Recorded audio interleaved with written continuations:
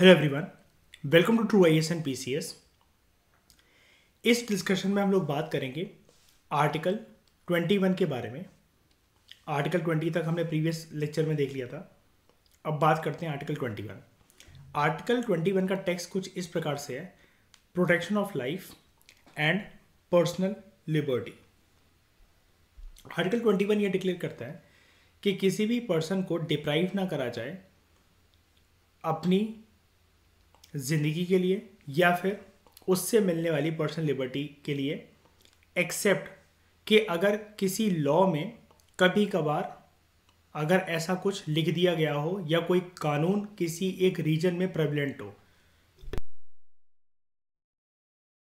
अब personal liberty है जैसे जैद कि किसी को कहीं जाना है, कुछ भी करना है, लेकिन वहाँ पर इमरजेंसी लगी हुई है या फिर आर्मी रूल चल रहा है या फिर धारा 144 लगी हुई है, तब तो उस केस में तो रोका जा सकता है ना, फिर है ना।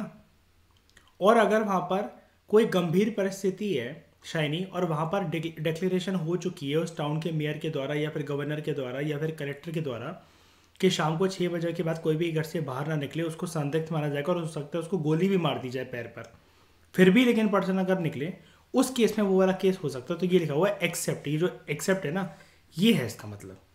इसका मतलब फिर तो आप जो अथॉरिटीज़ हैं उसकी उनके डायरेक्शंस का, उनके ऑर्डर्स का उल्लंघन कर रहे हो ना, फिर तो आप मतलब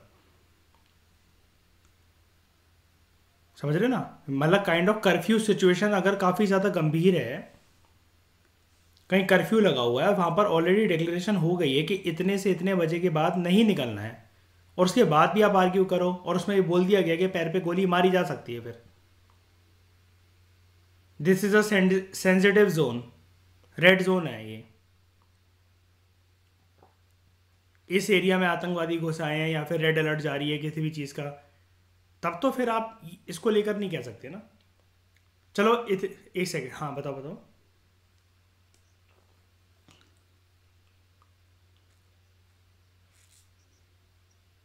सस्पेंड मतलब?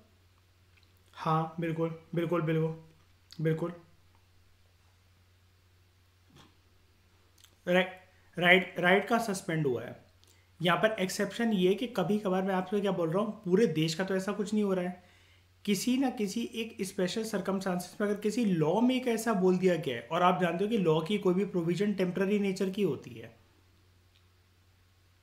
अगर वहां पर परिस्थितियां ऐसी, मैं बता देता हूँ यार। एक बात बताओ, आप मार्केट जा रहे हो और 2020 का याद करो, मार्च महीना जब लॉकडाउन लग रहा है बेफालतू में, मतलब आप फिर गले थोड़ी ना मिलते फिरोगे, या फिर उस टाइम पर आपको पता है ना कि इट वॉज अ ऑफेंस कि अगर आप किसी के ऊपर थूक भी दो या जानबूझ के अगर किसी से चिपका चिपकी कर रहे हो, तो ये भी चीज़ तो गलत है।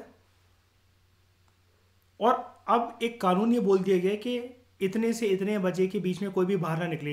ऐसा बताओ, हमने कोविड में जैद देखा है कि नहीं देखा है? बताओ ये वाली चीज़ कि इतने से इतने बजे कोई बाहर ना निकले।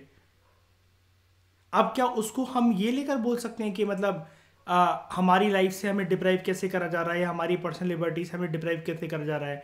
यहाँ पर आपकी लाइफ और आपकी लिबर्टी क्या दूसरों की लाइफ और दूसरों की लिबर्टी के ऊपर खतरा नहीं बन सकती है? आपकी हरकत कोई भी बताओ। घरों में जो शाइनी कोविड कोई आ रहा था, तो कोई ना कोई घर का मेंबर जो बाहर जा रहा था वही तो लेकर आ रहा था। और जो कानून जो ये आया, क्या ये लार्जर पब्लिक इंटरेस्ट में नहीं लाया गया? तो कोई भी जो फंडामेंटल राइट है शाइनी, ये तो थंब रूल तो मैंने चैप्टर में ही बता दिया था, कोई भी फंडामेंटल राइट टोटलिटी में, टोटो में एग्जिस्ट नहीं करता है, किंतु परंतु छोटे छोटे सब में है। यानी कि स्पीड ब्रेकर हैं सारे फंडामेंटल राइट्स में। इसलिए तो हमने पढ़ा था एक line, fundamental rights are not of absolute nature. ठीक है,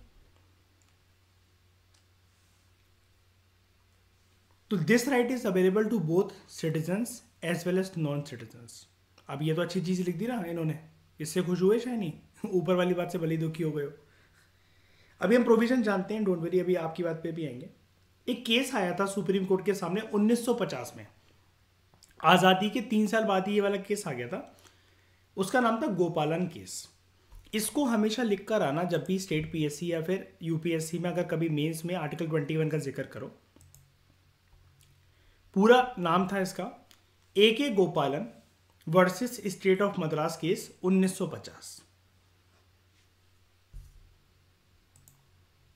वापस चलते हैं, ये वाला केस।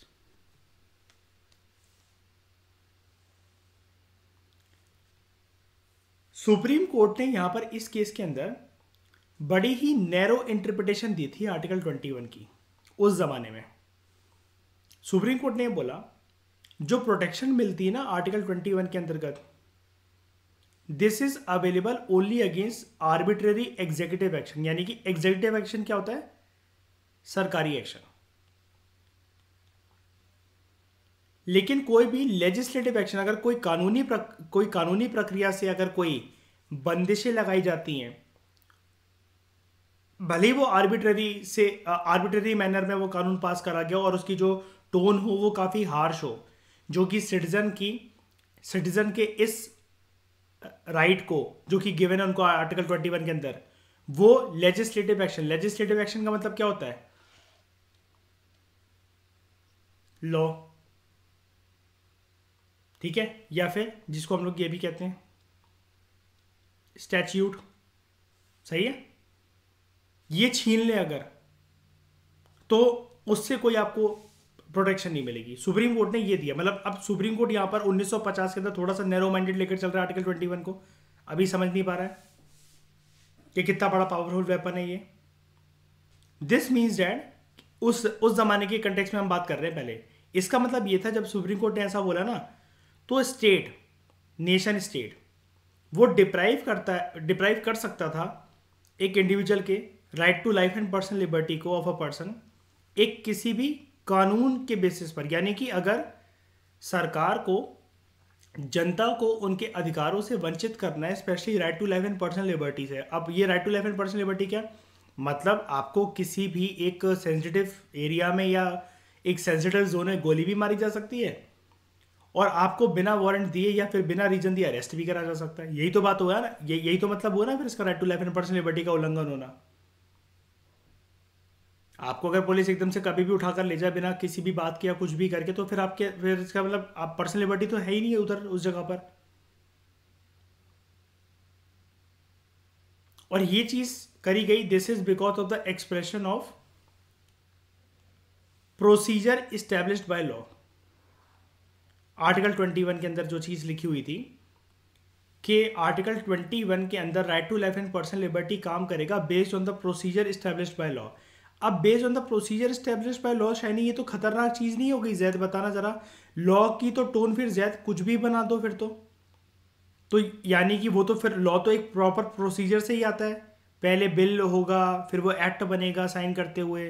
तो लॉ का तो लैंग्वेज जैसे चेंज करोगे, इसका मतलब हम ये नहीं कह सकते शायनी कि लॉ की लैंग्वेज अगर सरकार अपने हिसाब से मोल्ड करती जाए, तो जनता के ये जो आर्टिकल 21 के अंतर्गत ये जो दो अधिकार हैं, right to life and personal liberty, ये तो फिर बहुत ही ज़्यादा खतरे में आ सकते हैं। यानी कि ये तो जैसे हम कहते हैं ना, ये चीज़ राम भरोसे भगवान भरोसे चल रही है, तो यानी कि right to life and right to personal liberty तो फिर सरकार भरोसे चल रहे हैं।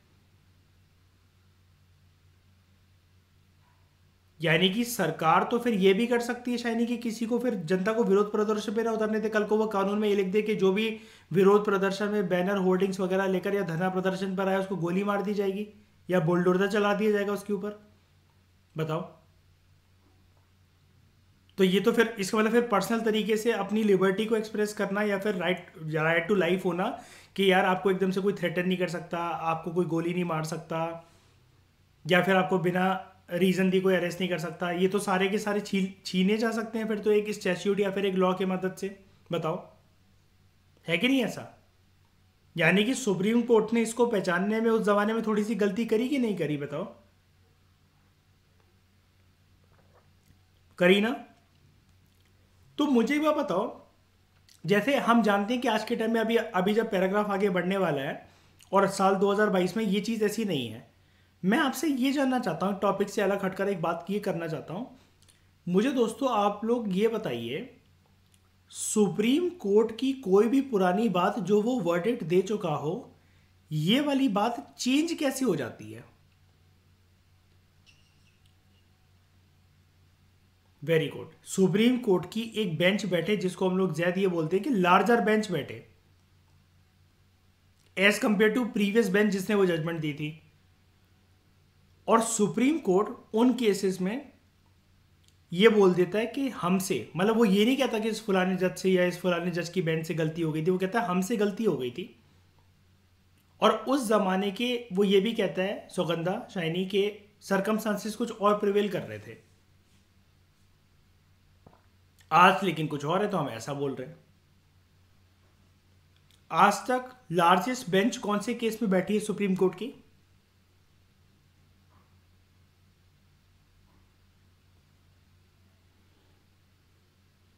लार्जेस्ट बेंच आज तक कौन से केस में बैठी है सुप्रीम कोर्ट की?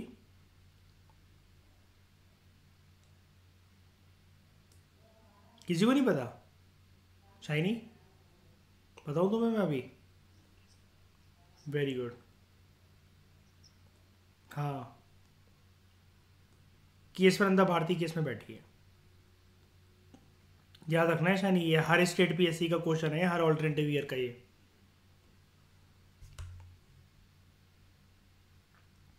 अब ये जो एक्सप्रेशन है प्रोसीजर स्टैब्लिश बाय लॉ, ये तो काफी डिफरेंट है from the expression due process of law. Due process of law, law के माध्यम से एक प्रक्रिया होनी चाहिए, और पहले वाली टोन ये कहती है जो प्रोसीजर जो बना दिया गया लॉ के द्वारा, उस प्रोसीजर के अंतर्गत ऐसा ऐसा होगा, यानी कि अगर वो प्रोसीजर चेंज हुआ तो कानून की टोन चेंज हो जाएगी, उससे मिलने वाले अधिकार चेंज हो जाएंगे लोगों के। अब ये जो चीज है due process of law, this is contained in American constitution. हमारा आर्टिकल 21 किसके ऊपर चलता है?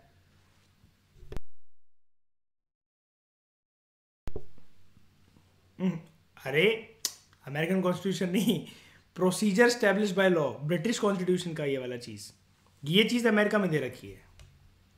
ठीक है, यानी क्या हो गया सुबह सुबह? हैंस जो वैलिडिटी है किसी भी कानून की जो कि प्रिस्क्राइब करती है, डेट इज प्रिस्क्राइब प्रोसीजर, यानी कि वही वाली चीज़ है जो मैंने बोला भी, आपको यही बोलेगा। यानी कि अगर कानून को बनाने के बाद या बनाते हुए उस कानून की जो टोन होगी, जैसी लैंग्वेज होगी उसकी, वही उसका प्रोसीजर होगा, और उसी प्रोसीजर के अंतर्गत सिटीजन्स को ट्रीट करा जाएगा। राइट? तो यानी कि लॉ की जो एक वैलिडिटी होगी, वो लॉ की वैलिडिटी में वैलिडनेस इस वजह से होगी क्योंकि वहां पर एक प्रोसीजर प्रिस्क्राइब कर रखा होगा, जिसको फिर इसका मतलब ये भी है कि किसी ग्राउंड पे क्वेश्चन भी नहीं करा जा सकता है कि लॉ अनरीजनेबल है, अनफेयर है या अनजस्ट है। यानी कि यही तो बात हुई ना, यानी कि इसका मतलब उस जमाने में 1950s में हमने क्या लेजिस्लेटिव ऑर्गन को कुछ ज्यादा ही पावर नहीं देती कि तुम आराम से आओ और हमारे right to life and personal liberty को छीन लो, कानून को चेंज कर कर, कानून के टेक्स्ट को चेंज कर कर। बताओ। सेकेंडली, सुप्रीम कोर्ट ने यह माना कि पर्सनल लिबर्टी जो है, right to life and personal liberty है ना जो, तो उसमें जो वर्ड है personal liberty, it means only liberty relating to the person और बॉडी ऑफ द इंडिविजुअल। यानी कि मतलब एक लिबर्टी जो कि रिलेट है किसी एक मर्द से, औरत से, किसी भी एक ह्यूमन बॉडी से, या उससे रिलेटेड कोई भी चीज़ है, मतलब आपके शरीर से रिलेटेड, आपसे रिलेटेड। लेकिन जब कुछ साल आगे बीते, लगभग 28 सालों के बाद सुप्रीम कोर्ट के सामने केस आता है 1978 में, मेनका गांधी केस। पूरा केस का नाम था Maneka Gandhi versus union of India, 1978 case. इस केस में क्या हुआ? सुप्रीम कोर्ट ने अपनी जजमेंट को ओवररूल कर दिया, जो कि उन्होंने A.K. गोपालन versus state of Madras case में दी थी। उस टाइम पर नैरो इंटरप्रिटेशन थी। अब ये जो वर्ड है ना दोस्तों, मुझे ये बताओ सुगंधा, ये ओवररूल कैसे होता है किसी भी जजमेंट का? How a particular judgement of the supreme court is being overruled?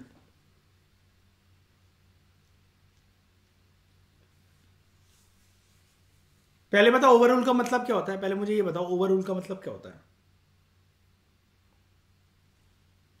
Overrule का मतलब ये होता है ना शाइनी, सौगंधा, पोजीशन ए से पोजीशन बी पे खिसक जाना, पुराने वाले इसको छोड़कर इस पे शिफ्ट हो जाना नई पोजीशन पे, राइट। अब मुझे ये बताओ ये ओवररूल की प्रक्रिया होती कैसे है।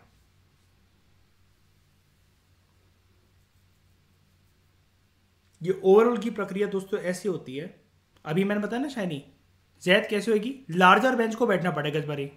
बस ये वाली बात बताना चाह रहा था कि अभी ये क्वेश्चन आ जाए ना अलग से यूपीएससी में शाइनी, तो परेशान मत होना कि अगर वो बोले which among the following signifies के ओवर रूल दिख रहा है इसमें आपको, कि आप कब कहोगे इनसे इनमें से जो चार ऑप्शन है इनमें कौन से केसेस में आप कहोगे कि सुप्रीम कोर्ट जो है अपनी जजमेंट को ओवररूल कर देता है। तो वहां पर आपको वर्ड देखे ना शाइनी कि लार्जर बेंच बैठनी चाहिए सुप्रीम कोर्ट की as compare to the previous case जिसमें जितनी बेंच बैठी थी उससे ज्यादा नंबर ऑफ जजेस बैठकर डिसीजन दें। बस जैसे ही आपको ये लार्जर बेंच वर्ड देखिए ना आप समझ जाना ये ओवररूल की बात ही हो रही है, ठीक है। और ऐसे सबसे बड़ी आज तक, मतलब ओवररूल नहीं कहूंगा मैं, ऐसे सबसे बड़ी बेंच कौन से केस में बैठी है आज तक। जैद केशवानंदा भारती केस ही था, कर को तुम ट्रिपल तलाक लिख कर आ जाओ वरना, ठीक है। सेंटी नहीं होना जैद कहीं पर भी, ठीक है, कोई टेंशन नहीं जैद। मतलब देखो क्या होता है, ट्रिपल तलाक से क्या दिक्कत है तुम्हें, जितनी प्यार करती होंगी वो तो वैसे भी आकर रह लेंगी नहीं। हाँ, तो इन गोपालन case by taking a wide interpretation of the article 21, article 21 की इसमें सुप्रीम कोर्ट ने वाइड इंटरप्रिटेशन ली। अब आप आराम से शांत दिमाग से सुनना कि अब जो सुप्रीम कोर्ट का जो डिसीजन होगा और जो जो सुप्रीम कोर्ट बातें बोलेगा ये आपको पता होना चाहिए। अब ये क्यों पता होना चाहिए, हम लोग अभी आने वाले समय में जिस जिस एग्जामिनेशन में मेंस को फेस करेंगे ना, तो आप इंटरव्यू या मेंस में लिखने के लिए इस चीज़ में रेडी रहना शाइनी। डायरेक्ट क्वेश्चन आ सकता है कि आर्टिकल 21 की इंटरप्रिटेशन कैसे चेंज हुई from Maneka Gandhi case to Gopalan case, ये क्वेश्चन आ सकता है पूरा। अगर चाहो तो इसको लिख लो अभी कहीं, या जब रिकॉर्डिंग आप लोग देखो आप में से कोई भी तो इसको लिख लेना कि सुप्रीम कोर्ट की position Maneka Gandhi case, sorry Gopalan case से, गोपालन केस से होते हुए मेनका गांधी केस तक आते हुए कैसे बदली with regard to interpretation of article 21। उसमें आपको इन दोनों केसेस की फुल फॉर्म पता होनी चाहिए। गोपालन, A K Gopalan versus state of Madras case 1950 and Maneka Gandhi versus union of India case 1978, ठीक है। उसके बाद आपको यह पता होना चाहिए कि आप ये लिखोगे अपने आंसर में, मैं पहले ही बता दे रहा हूं, गोपालन केस में आप ये वर्ड कभी भी मत भूलना कि सुप्रीम कोर्ट ने नैरो इंटरप्रिटेशन दी थी। नैरो इंटरप्रिटेशन क्यों दी थी, इसको एक लाइन में जस्टिफाई करना कि सुप्रीम कोर्ट ने इस चीज को कुछ ज्यादा ही दिल से लगा लिया था, ज्यादा ही सेंटी हो गए थे सुप्रीम कोर्ट भाई साहब। प्रोसीजर स्टैब्लिश बाय लॉ, कि लॉ की जैसे जो टोन होगी उसके अकॉर्डिंग तो फिर ऐसा कुछ भी छेड़ाछाड़ी करी जा सकती है आर्टिकल 21 के साथ। लेकिन अब जानने वाली प्रक्रिया ये है मेनका गांधी केस के बाद हुआ क्या, अब हम उसको जानते हैं। जैसे होता है ना, आपको आपने एक दिक्कत देखी होगी, पेपर्स तो आप लोग सब देखते ही होंगे, चाहे 15 नंबर के 250 वर्ड्स के क्वेश्चन जो आए या 10 नंबर के जो 150 वर्ड्स के क्वेश्चन आए, हमारे पास ऐसे इन क्वेश्चंस में कंटेंट बहुत ज़्यादा होता है और इन क्वेश्चंस में कंटेंट कम होता है। लेकिन दोस्तों यही तो बात है ना, पेज भरने का पेपर नहीं है ये। यहाँ पर शॉर्ट में अगर आप कुछ भी लिख सकते हो ना सारी बातें कर कर, तो वो बेस्ट एक आंसर राइटिंग प्रैक्टिस होती है। और पॉलिटी का पेपर लोगों का इसलिए जीएस पेपर 2 जनरली इसलिए खत्म नहीं हो पाता क्योंकि एक तो उनको सोचने में बहुत टाइम लगता है। ये होमवर्क पहले से ही करके जाओ। अब जैसे मैंने आपको एक क्वेश्चन बता दिया, अगर आपने ये लिख लिया, प्रैक्टिस कर लिया, ये आए चाहे ना आए, लेकिन अगर आया तो टाइम तो बच जाएगा कम से कम आपका। आप ये भी तो बना सकते हो शायनी, डिफरेंशिएशन के टेबल बनाओ, यहाँ पर गोपालन समझा दो, यहाँ पर मेनका गांधी के समझा दो, लास्ट में अपनी कंक्लूजन दे दो, ऊपर एक इंट्रोडक्शन ले दो, हो गया, ये 2 पेज में आंसर खत्म। कि कैसे ये नैरो इंटरप्रिटेशन का था और कैसे ये वाइडर इंटरप्रिटेशन का था। नहीं है, ठीक है, बताना जरा। लेकिन बस हमें ठोस चीज़ें पता होनी चाहिए, क्योंकि सौगंधा होता क्या है प्रतिष्ठा, आप पेपर 2 में पॉलिटी के सब्जेक्ट में और इकोनॉमिक्स के सब्जेक्ट में ना, और इन्वायरमेंट में हालांकि जीएस पेपर 3 में तो लोग लिख ही नहीं पाते आंसर, आप अपने मन से कुछ नहीं लिख सकते कि अकॉर्डिंग टू मी, या फिर आपको जो लगे आप कुछ और ले जाओ उसका एंकर, उसके मार्क्स ना अदर क्वेश्चंस में कटना स्टार्ट हो जाते हैं अगर आपने अपने मन से मनगढ़ंत चीज़ें लिख दी तो। क्योंकि Saugandha, the way the constitutional things are working, they are working in एक particular way, particular direction. You cannot give your own analysis in that.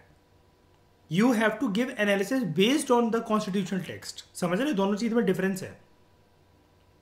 ये ऐसे राइटिंग थोड़ी ना है कि आर्टिकल 21 को अपने अकॉर्डिंग समझाओ. कभी ऐसा हो सकता है शाइनी कि अपने अकॉर्डिंग समझाओ? शाइनी कहेगी खोल दो बांग्लादेश के बॉर्डर, ये मेरे लिए आर्टिकल 21 है. तो देखते हैं.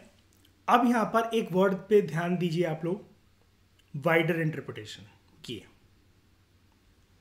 पहले हमने क्या पढ़ा ऊपर? Narrow interpretation. ये देख रहे हो मैंने जो मार्क कर रखा है ब्लू कलर से, ये नैरो इंटरप्रिटेशन. अब देखने को मिलेगी हमें वाइडर इंटरप्रिटेशन. प्लीज इन दो वर्ड्स को जरूर यूज कर आना, इनको भूलना मत. अब इस वाइडर इंटरप्रिटेशन के एंगल को पहचानते हैं. मैं 1 मिनट के लिए अगल बगल में जो भी ये लिखा हुआ है इसको मिटाता हूँ ताकि पेज आपको क्लीन दिखे, और फोकस हमारा सिर्फ ये रहेगा मेनका गांधी केस के बाद अब सुप्रीम कोर्ट की इंटरप्रिटेशन जो थी वो क्या है आर्टिकल 21 को लेकर. वाइडर इंटरप्रिटेशन ये क्या है समझते हैं. चलो, supreme court ruled that right to life और पर्सनल लिबर्टी एक पर्सन का ना it can be deprived by a law, करा जा सकता है, डिप्राइव वंचित करा जा सकता है. लेकिन अब शाइनी हमारी वाली बात तो रिजॉल्व हो ही नहीं पाई यहां पर, कि हम तो यही पढ़ते हैं ना 21 तो किसी भी सिचुएशन के अंदर नहीं छीना जा सकता, स्पेशली 21. लेकिन फिर यहाँ पर अभी तक तो अगर मैं यहाँ पर इस लाइन को ख़त्म कर दूँ तो अभी तक तो ये मुझे ज़्यादा ऐसा ही नहीं दिख रहा कि ऊपर वाली इंटरप्रिटेशन ही दी है यहाँ पर तो सुप्रीम कोर्ट ने. वो यही वाली बात वो ऊपर कह रहा था गोपालन केस में, और यही वाली बात यहाँ पर सुप्रीम कोर्ट के द्वारा मेनका गांधी केस में कही जा रही है ना. लेकिन इसके आगे पढ़ते हैं. सुप्रीम कोर्ट ने यहाँ पर एक ना ये बोला प्रोवाइडेड, एक चीज बोली कि ये काम कब करा जा सकता है, कि जो प्रोसीजर प्रिस्क्राइब करा गया ना लॉ के द्वारा, यानी कि right to life and personal liberty को एक कानून ये बोले कि हम थोड़ा सा लिमिट करने जा रहे हैं, वो कानून जिस प्रोसीजर से बनाया गया हो ना, 3 वर्ड्स पे ध्यान देना, वो कानून और कानून बनाने की प्रक्रिया रीजनेबल होनी चाहिए, फेयर होनी चाहिए और जस्ट होनी चाहिए. सुप्रीम कोर्ट के इन वर्ड्स को प्लीज यूज कर आना अपनी आंसर राइटिंग में. इसको भूलना मत, मैं इसलिए आराम से आपको पढ़ा रहा हूं. भागना मत. ये 3 वर्ड्स यूज नहीं करोगे, किसको कितनी भी अच्छी नॉलेज हो नंबर नहीं मिलेंगे.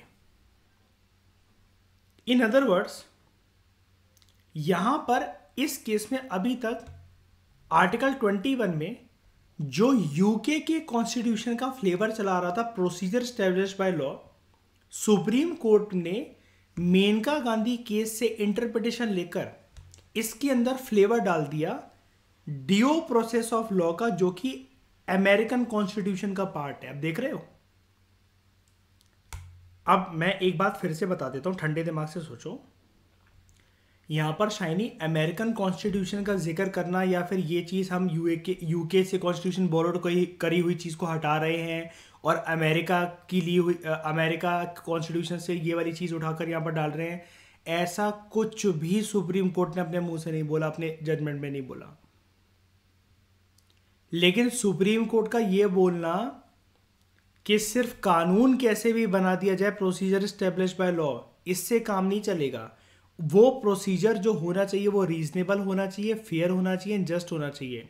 तो यानी कि आर्टिकल 21 में जो अभी तक प्रोसीजर स्टैब्लिश बाय लॉ चला रहा था, जो कि पहचान है, जो कि छाप है यूके के कॉन्स्टिट्यूशन की, ब्रिटेन की कॉन्स्टिट्यूशन की, अब सुप्रीम कोर्ट ने इससे थोड़ा सा डाइवर्जेंस और शिफ्ट लेते हुए अमेरिकन कॉन्स्टिट्यूशन के ड्यू प्रोसेस ऑफ लॉ को इंपॉर्टेंस दी। ये तीन चीजें बोलकर कि वो जो है रीजनेबल हो, फेयर हो और जस्ट हो। तो यहां पर सुप्रीम कोर्ट ने क्या इंट्रोड्यूस करा? ड्यू प्रोसेस ऑफ लॉ, जो कि एक अमेरिकन कॉन्स्टिट्यूशन का एक्सप्रेशन है। अब लेकिन सुप्रीम कोर्ट बोलना क्या चाह रहा था इस बात से, ये भी जान लेते हैं। सुप्रीम कोर्ट यहां पर यह बोलना चाह रहा था, इन इफेक्ट जो प्रोटेक्शन हमें मिलती है under article 21, it should be available not only against arbitrary executive action. यानी कि अब जो है ऊपर हमें इंटरप्रिटेशन इससे क्या मिल रही थी शाइनी जैद कि याद है ये कानून जैसा भी मर्जी बनेगा ये लॉ, तो जो इसका टेक्स्ट होगा उसके अकॉर्डिंग इसका मतलब हमारा आर्टिकल 21 डगमगाता रहेगा, क्योंकि प्रोसीजर एस्टैब्लिश बाय लॉ है। लेकिन अब सुप्रीम कोर्ट ने ये बोला यहां पर ना ऐसा नहीं कि कोई भी गवर्नमेंट एक्शन होगा चाहे भले ही वो आर्बिट्ररी हो। ऊपर तो हमें यही लग रहा था ना कि शाइनी कि अगर वो आर्बिट्ररी भी होगा तभी हमें मानना पड़ेगा, आर्टिकल 21 से right to life and personal liberty छीने जा सकते हैं, लेकिन वो आर्बिट्ररी नहीं होना चाहिए वो। अब आर्बिट्ररी ऐसे, अब शाइनी ये वाली बात आ जाती है कि कर्फ्यू वगैरह के टाइम पर अब वो करके अगर आप सरकार ये बोल दे कि यार पैर में गोली भी मारी जा सकती है, बंदे को बिना रीजन दिए मारा जा सकता है, ये आर्बिट्ररी नहीं हुआ? बताना जरा। ऐसा कोई एग्जीक्यूटिव ऑर्डर, कोई एग्जीक्यूटिव एक्शन सरकार के द्वारा पास नहीं करा जा सकता, ठीक है। It should be available not only against arbitrary executive action but arbitrary legislative action also. कि ऐसा कोई कानून भी नहीं बन सकता और सरकार ऐसी कोई ऑर्डर भी और वो सब भी नहीं दे सकती। वो करो एक लिमिट में दो। अच्छा एक बात बताओ, लॉकडाउन में जब हम लोग बाहर निकल रहे थे बहुत गंभीर परिस्थिति थी, ना कि सिर्फ भारत की, ना कि हमारे सिर्फ गली मोहल्ले की, पूरे विश्व की, पूरी दुनिया की। उस केस में भी जो लॉकडाउन में वीडियोस आ रही थी जिनको हम टीवी पे देख देख के हंस रहे थे, लोगों को पुलिस से डंडे पड़ रहे थे, स्कूटी रोक रोक कर, वो रोक कर गोलियां चल रही थी क्या लोगों पे? कभी ऐसा कोई केस सुना कि पुलिस वाले ने, इंडिया के पुलिस वाले ने, कोई लॉकडाउन में शाम को बाहर निकले उसको गोली मार दी? फाइन लग सकता है, पेनल्टी लग सकती थी जैद, मास्क के ऊपर चालान लग सकता था, मारा भी चलो पुलिस ने डंडों से, मतलब वो करके कि जल्दी जाओ घर जाओ, क्या घूम रहे हो, ये वो करके। और ऐसी वीडियोस मतलब बहुत वायरल हुई उस टाइम पर, है ना। लेकिन उनको देखकर हंसी आती थी कि कैसे पिट रहे हैं, उठक बैठक लगवा रहे हैं पुलिस वाले, पुशअप्स लगवा रहे हैं। लेकिन सौगंधा प्रतिष्ठा क्या उनको गोली मार दी क्या किसी को इतनी सी बात पर? अच्छा, और ये लॉकडाउन लगाना या फिर मास्क का ऊपर इतना चालान लगाना या फिर पुलिस वालों को डंडा मारना, ये सब किसकी वजह से हो रहा था शाइनी? एग्जीक्यूटिव एक्शन ना, एग्जीक्यूटिव एक्शन ना। लेकिन क्या ये एग्जीक्यूटिव एक्शन आर्बिट्ररी मैनर में प्रैक्टिस करा क्या? क्या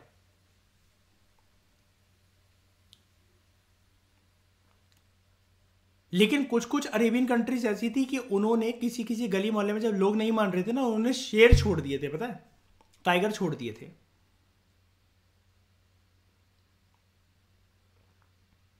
हमारे ऐसा करा गया कि हमें घर पे बैठाने के लिए कि क्रोकोडाइल और शेर वगैरह ये सब छोड़ दिए गए, या फिर आर्मी को बुलाया गया और बोला गया जिसको देखो गोली मार दो? नहीं ना। ये चीज क्यों? इस मेनका गांधी केस के बाद से जो ये वाइडर इंटरप्रिटेशन है ना, ड्यू प्रोसेस ऑफ लॉ को फॉलो करने की वजह से, इसकी वजह से फर्दर कोर्ट ने ये माना राइट टू लाइफ जिस तरीके से आर्टिकल 21 के अंदर दे रखा है,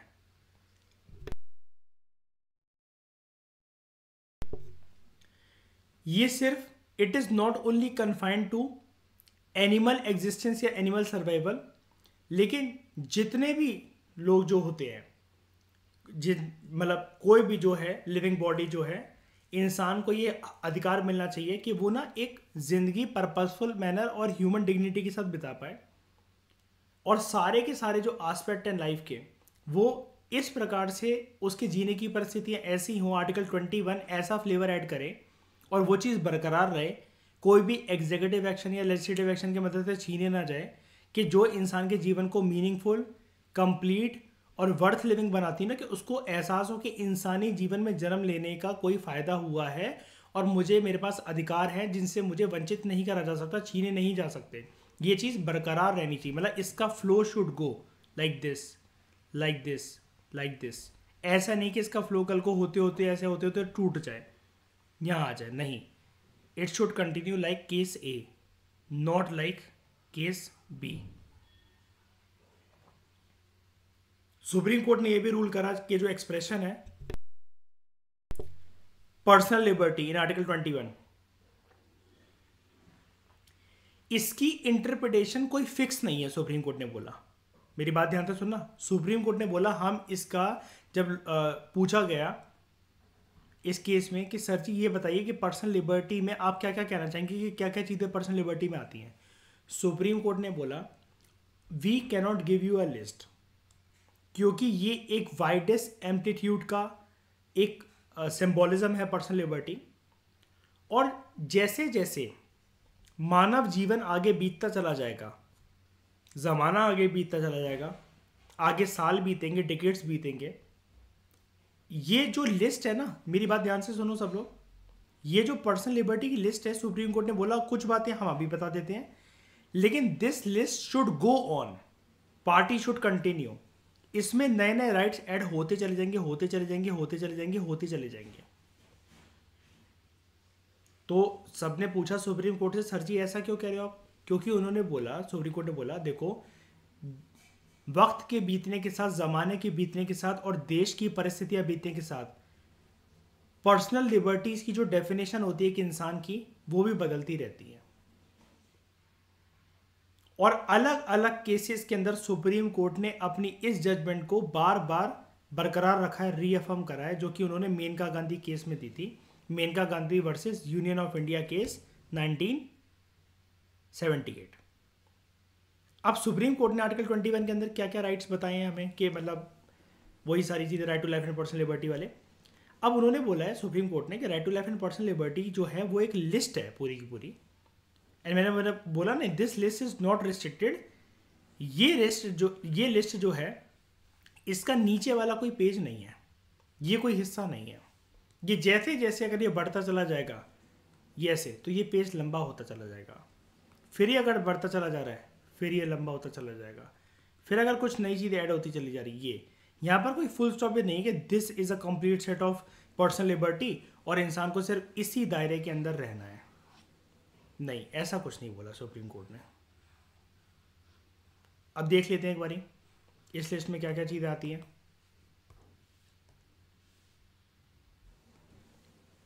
right to live with human dignity.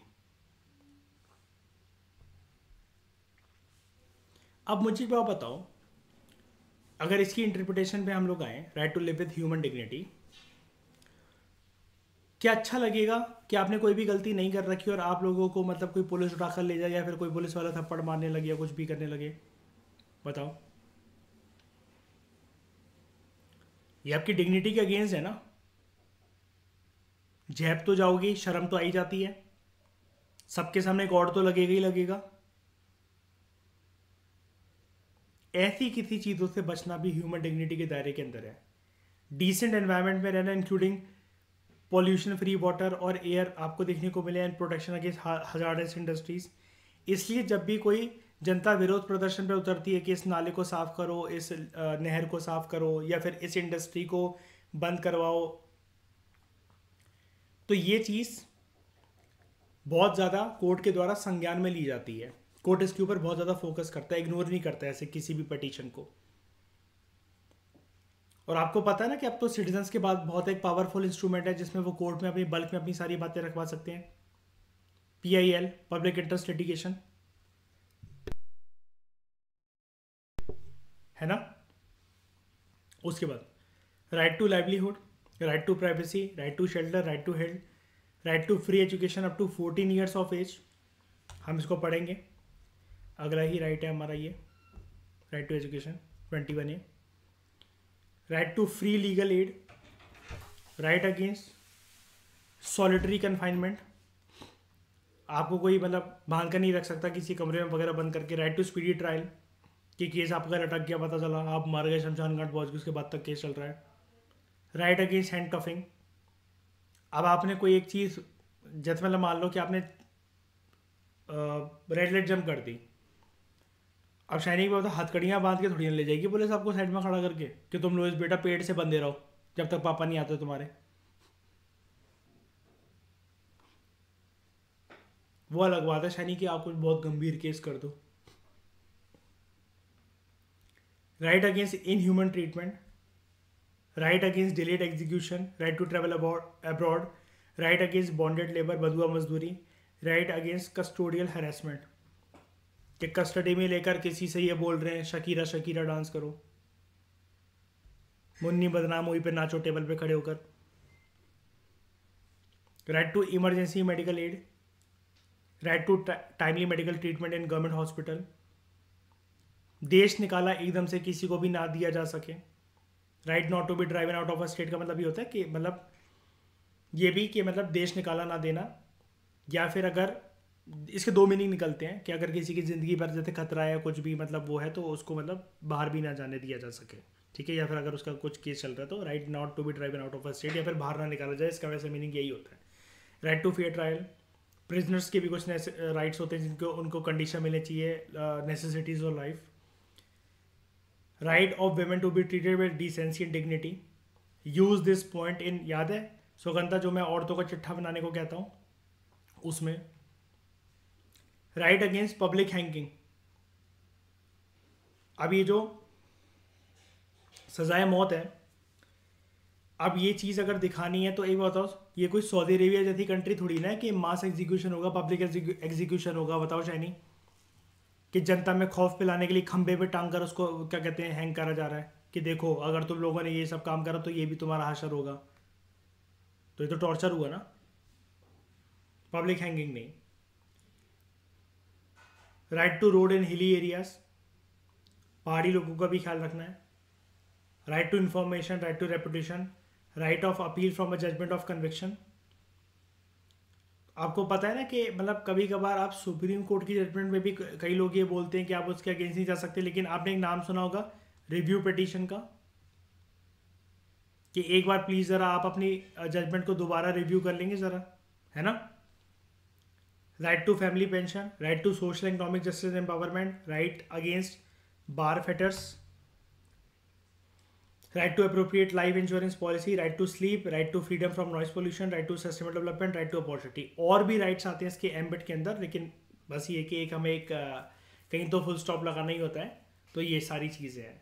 अब मैं आपको एक बात बताता हूँ, क्या आपको ये 35 के 35 लर्न होने चाहिए? मैं कहता हूँ मैंने आज तक कभी लर्न नहीं करे, ना ही मेरा कभी कोई क्वेश्चन गलत होता है इसके ऊपर। कैसे? देखो, जब भी आपको कोई पूछे कि इनमें से क्या चीज़ आर्टिकल 21 का पार्ट है, अब आपको 35 लर्न आ नहीं रहे हैं out of the entire vast ocean of syllabus, इतने सारे सब्जेक्ट्स हैं, इतनी सारी बुक्स हैं। अब ये 35 को लर्न करके भी जाओगे तो ज़रूरी थोड़ी ना कि आपको कोई याद रह जाएंगे। आपको जो राइट टू या राइट अगेंस्ट जो भी लिख कर आएगा, मान लो 5 ऑप्शन 7 ऑप्शन जो भी ऑप्शन लिख कर आ रहे हैं वहाँ पे, आप इतना तो पहचान पाओगे ना इनमें से क्या क्या चीज़ें अच्छी हैं। अब शाइनी उसमें ये लिखा right to promote terrorist activities, तो अब ये लॉजिकल लगेगा ना उतना बैठ के, यार ये चीज़ का सुनने में ठीक लग रही है जर्नली। लेकिन जब भी ये क्वेश्चन आता है राइट कौन कौन से इनमें से आर्टिकल 21 की एम्बेड के अंदर ये कौन कौन से राइट्स हैं जो कि कवर होते हैं, जब भी ये क्वेश्चन आता है उसमें जनरली अगर सारे राइट्स की टोन अगर आपको ठीक लग रही है, और मैं बता रहा हूँ कभी कभार ना इन 35 के अलावा भी आ सकते हैं कुछ कुछ राइट्स उसमें। अब आप ये सोचो कि नहीं नहीं यार ये तो लक्ष्मीकांत में दे ही नहीं रखा था, ये तो होना ही नहीं चाहिए। मैं फिर से रिपीट कर रहा हूँ, इन 35 के अलावा भी और सारे राइट्स होते हैं under article 21 right to life and personal liberty की डेफिनेशन के अंतर्गत।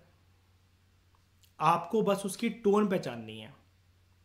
अब यहाँ पर ये लिखा हुआ हो शाइनी के किसी बंधुआ मजदूरी करवाओ, नौकरी करवाओ, ज़बरदस्ती मारो पीटो, कुछ भी नेगेटिव टोन अगर हो ना उसको एलिमिनेट करो। लेकिन जनरली आर्टिकल 21 के अंदर अगर आपसे वो कुछ पूछे, इसका 99.99% केसेस में answer all of the above भी होता है और होना भी चाहिए।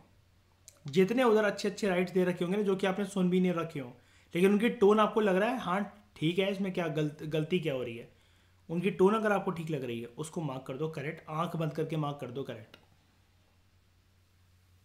मेरी पर्सनल गारंटी कि वो ठीक होगा हमेशा, क्योंकि मैंने बोला ना this list is unending. Shiny ये कोई लिस्ट थोड़ी ना, ये 35 की लिस्ट दी है सुप्रीम कोर्ट ने हमारे सामने, कहीं रखी है इस लिस्ट को, नहीं ना। और मैं ये क्यों बोल रहा हूँ, क्योंकि सौगंधा अब ये जब ये जो पब्लिश हुई थी वो कि 18-19 के टाइम पर पब्लिश हुई थी, 2019-20 के आसपास जो भी है, तब से लेकर और भी चीज़ें तो ऐड हो गई होंगी। लेकिन हमको एक बार बताओ, हिंदू न्यूज़पेपर या इंडियन एक्सप्रेस से शाइनी कोई नोट थोड़ी ना बना रहे हैं इसका, तब से लेकर अभी तक क्या क्या चीज़ें ऐड होती चली जा रही हैं हर केसेस में। हम तो बुक के भरोसे ही तो हैं। उसमें हमें यहाँ पर थोड़ा सा दिमाग लगाना है, इसको कहते हैं स्मार्ट वर्क। तो ना मुझे ये पढ़ने की ज़रूरत है, मुझे बस ये जानने की ज़रूरत है कि 21 आर्टिकल जो है वो टोन अच्छी होनी चाहिए उसकी, जो कि मेरी डिग्निटी को प्रमोट करे, मुझे ये बात का रियलाइजमेंट दिलाए कि हाँ यार, इंसानी जीवन में जीने के लिए जो भी अधिकार चाहिए होते हैं वो मुझसे छीने नहीं है इस देश ने, इस देश की सरकार ने, या फिर लॉ मेकिंग प्रक्रिया ने। बताओ बताओ क्या क्वेश्चन।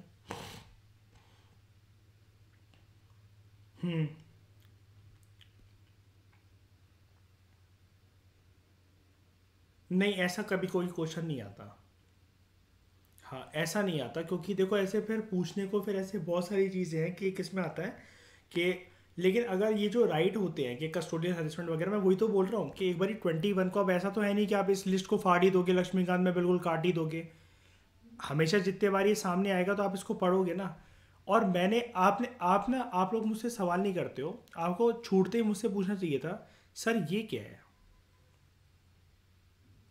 राइट अगेंस्ट बार फैक्टर्स। अब क्योंकि आपने नहीं पूछा तो मैंने भी नहीं बताया। अब ये जिम्मेदारी आपकी है कि आज के दिन आप हमारे प्राइवेट ग्रुप पे इसकी एक्सप्लेनेशन दोगे। जैद, शाइनी, प्रतिष्ठा और सौगंधा, इसको ढूंढो गूगल से या कहीं से भी, और मुझे इसकी एक्सप्लेनेशन दो 150 वर्ड्स में, ये है क्या, ये कैसा राइट है, ये क्या होता है इसे। हाँ, लेकिन आप मुझे बताओ, वो सही कह रहे हो आप, आयरन चेन वगैरह में बांध देते हैं मतलब वो करके, लेकिन फिर भी ये मुझे प्रॉपर तरीके से बताओ कि ये है क्या, ये मतलब ये राइट ये क्यों लिखा है, मतलब ये टोन क्या है, बार फैक्टर्स क्या होता है ये मेरे से।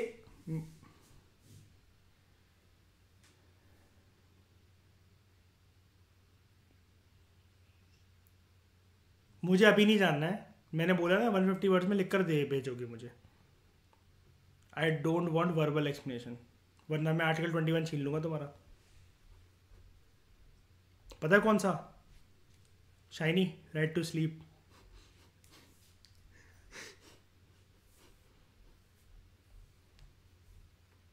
ओके, यहाँ तक समझ में आया, एक्सप्लेनेशन एक्सप्लेनेशन में कंफर्टेबल पूरी तरीके से। तो इस डिस्कशन में फिलहाल इतना ही। Thank you very much for discussion.